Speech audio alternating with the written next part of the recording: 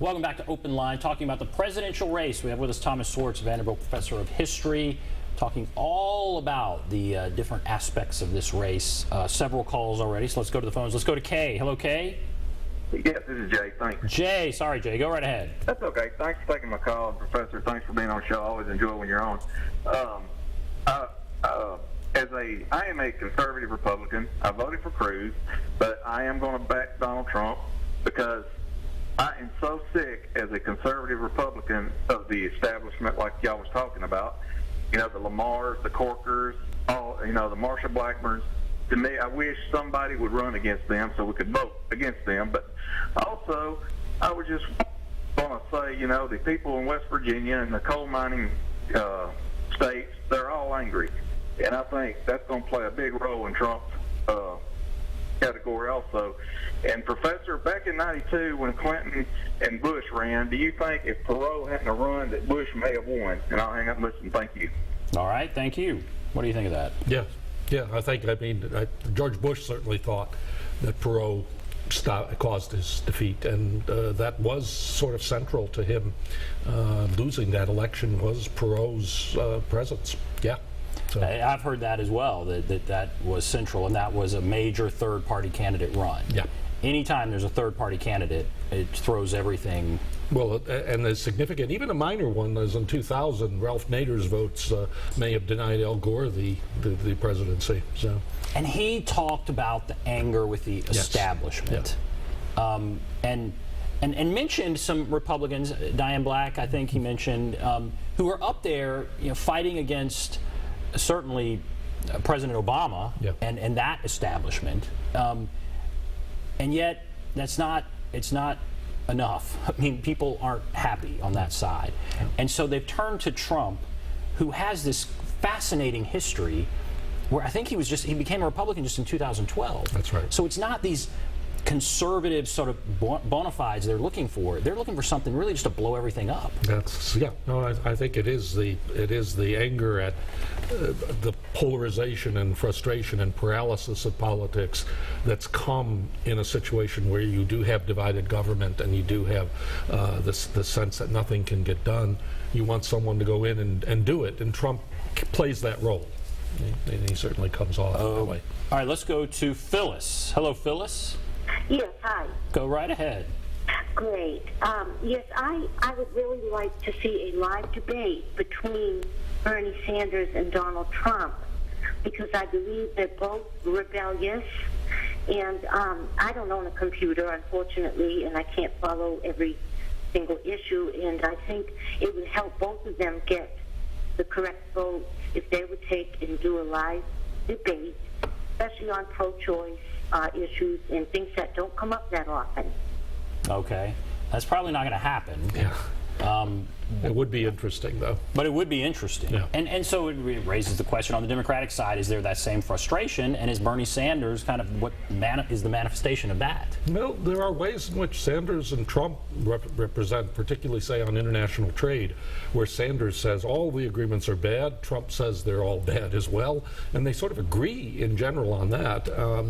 There'd be more disagreements probably that would come out in that type of debate, particularly over some of Trump's more controversial statements that Sanders has attacked strongly.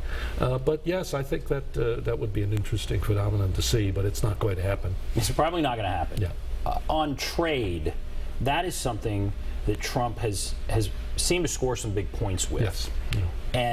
And he would say, or his people would say, Hillary Clinton's very vulnerable here. Her husband signed NAFTA. Mm-hmm. People would say in some parts of the country bad things have happened ever since that was signed. Right. What do you think? How is trade going to be an issue in this race? Should it be Trump and Clinton? Well, I think it could be highlighted quite a bit. I think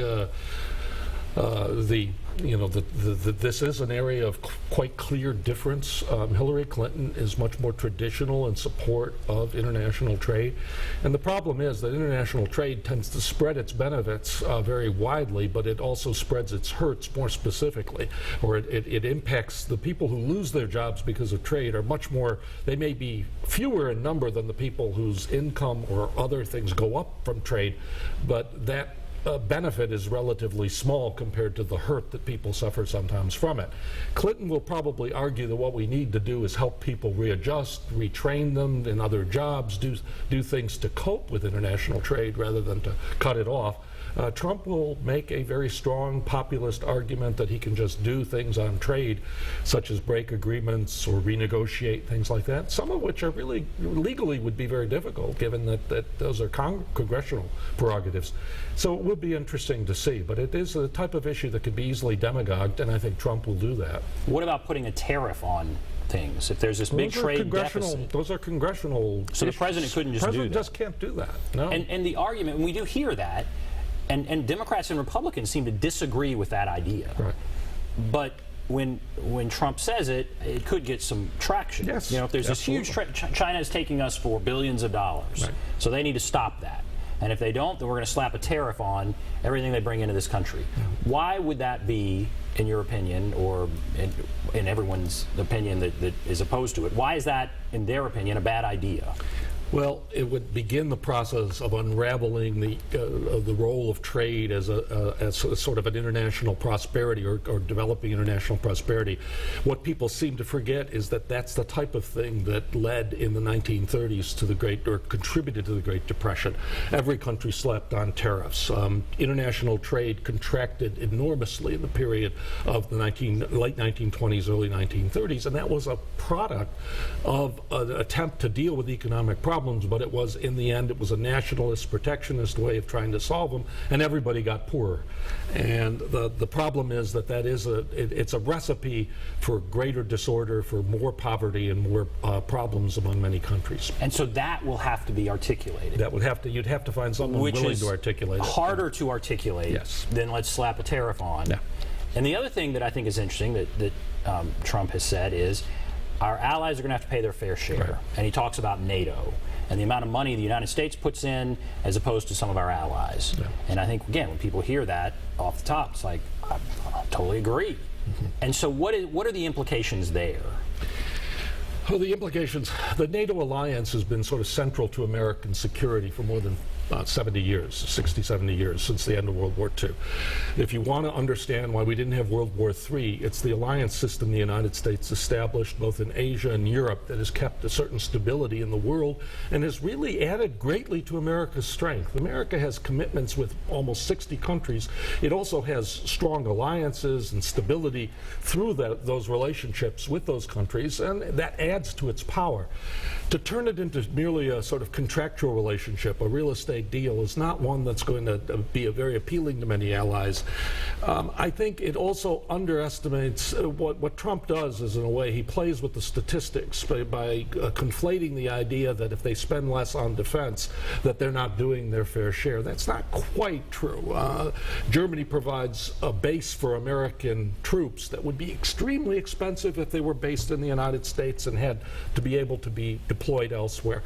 There are ways in which the host countries, Japan and Korea, also contribute to American power and contribute to the ability of the United States to, in a sense, stabilize the world order, stabilize a world trading relationship, economic order that is not captured by simply how much they pay. Do you think it's possible NATO could come apart? Is that a possibility if we had a president come in and say, I guess, follow through on some of the things Trump is talking about? Would it come apart? It would be, the Allies would resist it, and there would be a tremendous degree of resistance, inertial resistance, because NATO has been so central to the stability of the Western world that it would be resisted. But a strong president could do real damage to the alliance, and it could fracture or lead to countries leaving it, or things that would be very destabilizing. That's all very interesting. Okay, let's go to Maria. Hello, Maria. Yes, as a Spanish person, I'm Puerto Rican. I need somebody like Trump to straight out the immigration problem, because I'm going to tell you, I've been here since 1963. I'm an old lady now. And when I went to California, they told me, you can work in California because it's a lot of people speaking Spanish. Well, they asked me every time I find a job, how much you want to get paid. And those days, the minimum wage was $2.25. And because I was with an accent, they saw that I was Mexican. So they don't want to pay me the $225. They want to pay me lower than that. And that is in 1963. The Mexicans come to this country to work cheap and don't have to pay taxes. And now, Maria, can I ask you a question? For a long time. We need somebody like Trump that make the people come here legally, not illegally, because they knock it in my door, try to mow my yard and all that, and they charge a lot of money. But that money is free money, no taxes. So they are illegal. And about the Muslims, every time you watch TV in the morning for the top of the news, somebody with a babu-la-la-la-la name try to kill a bunch of people, or Ramirez Gonzalez try to rob somebody. So they come here, like Trump say, for selling drugs or for get the woman pregnant. So they have a baby, American baby. Okay, well let's talk about some of all this. Okay, Maria says Trump can take care of the immigration problem. Yep. That's a big issue.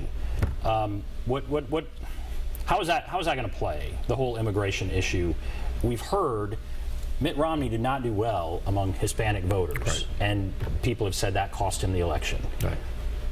Trump, with some of his policies, the thinking is he would do even worse. Right. And if that's the case, how could he win? What do you think? Maria's Hispanic. She's going to vote for Trump. She's going to vote for Trump. So what do you think here? It may cut in different ways. I mean, the fact that Maria is Hispanic is going to vote for Trump shows that there could be divisions within the Hispanic community, especially those who've been here longer or who feel that the presence of illegal aliens or illegal immigrants has hurt their position. It's an emotional issue. It's one that doesn't, immigration has decreased in the last few years. It's gone down significantly over the previous period. The problem, though, is one that can lend itself to great emotions, and especially in an era of terrorism, it can lend itself to anti-Muslim sentiment. In an era, any crimes that are committed can be blamed sometimes on illegal immigrants, as Trump did when he's talked about that. And I do think he's very committed. I mean, it's clear that one of the things he would insist on is the wall with Mexico and this type of thing. And so it's undoubtedly going to play a big role in the election, and it will be one of the sharpest divisions between Clinton and Trump. It's very interesting. Okay, we're going to take a break. If you're on the line, hold on. If you want to call, there's the number 615-737-PLUS, 615-737-7587. Take a break. Be back right after this.